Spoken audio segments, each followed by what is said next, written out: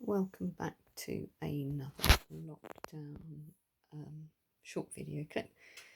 So I left this jacket here, which I'm making, having prepared the bias binding, which I was going to use to do a Hong Kong bind.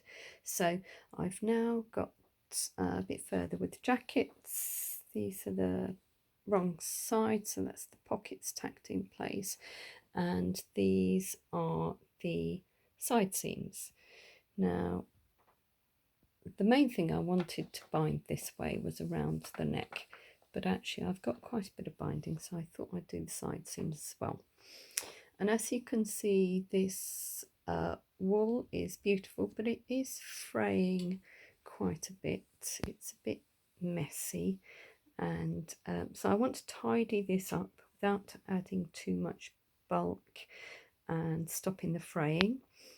It's quite a springy fabric. It's this Cool Wool Worsted by Holland and Sherry.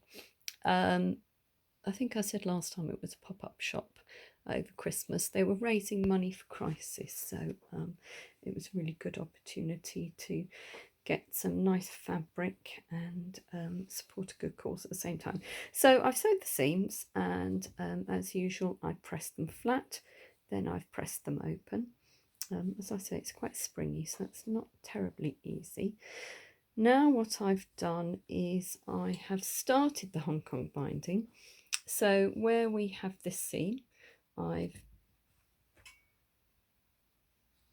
applied bias to the raw edge with a narrow seam. It's about 1/4 of an inch, and I've done it right sides together on both sides. Then I've pressed it flat to set the stitches, and then I've pressed it back. Now this lawn is quite nice to work with because it's fine, but it takes a crease quite well. So that's the next step on this, and you can see I've done both sides of the seam so far. The bias is slightly wider than I need here, but it makes it a bit easier to handle, and what I'll do is I'll trim back what I don't need after the next step. So I'm just going to pause this now and carry on with the next step and then show you what I've done.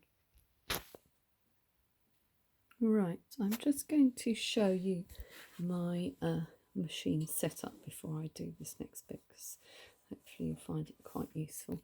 This is my Bernina I've had for quite a few years now, but it's a beautiful machine and works really nicely on a range of materials.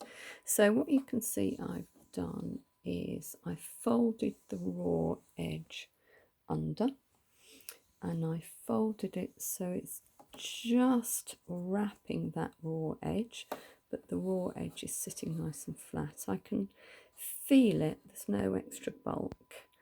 I've got a fairly fine needle because it's quite a fine material, and I've got it set in the middle so I can see where this groove is, and that way is where the needle's going to be, and I'm going to stitch in the ditch, which means I'm going to run my stitching just to the fabric side of here, so it won't show, but it will hold everything together quite nicely.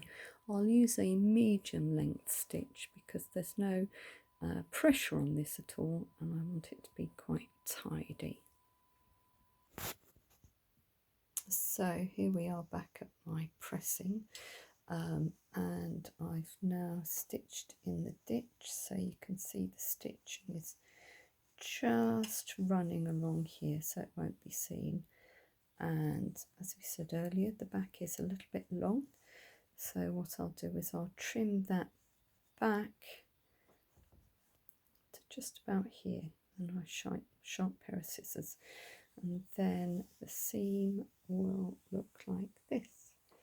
So quick recap, we did the bias using a continuous strip method, which I showed you earlier.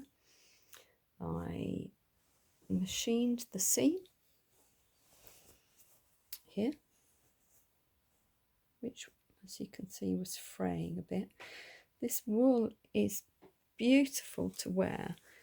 It's quite springy. You can see when you squeeze it, it goes back quite nicely, which means it won't crease when you're wearing it. If I'd done that with linen, you'd have ended up with big creases everywhere, but it's nice and springy.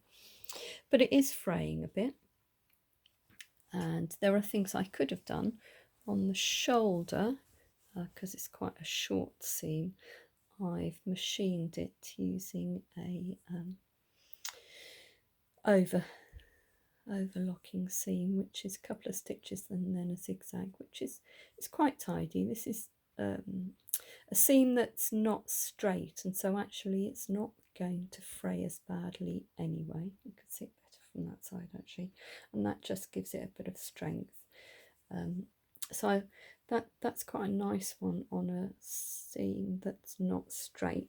But where this seam is quite straight, you can see already, even with minimal handling, it's starting to fray a bit. So the bias, I applied raw edge to raw edge, right side to right side, stitched a seam about 1/4 of an inch. I used the width of my presser foot to do that. Once I'd done that, I pressed it flat, then I pressed it to one side to give me that nice edge there. I then turned it over so it's nice and flat, and then I stitched it in the ditch along here, and next I'm going to trim it back. And there you have it, how to Hong Kong bind. You can use really pretty much any fabric you like to do that.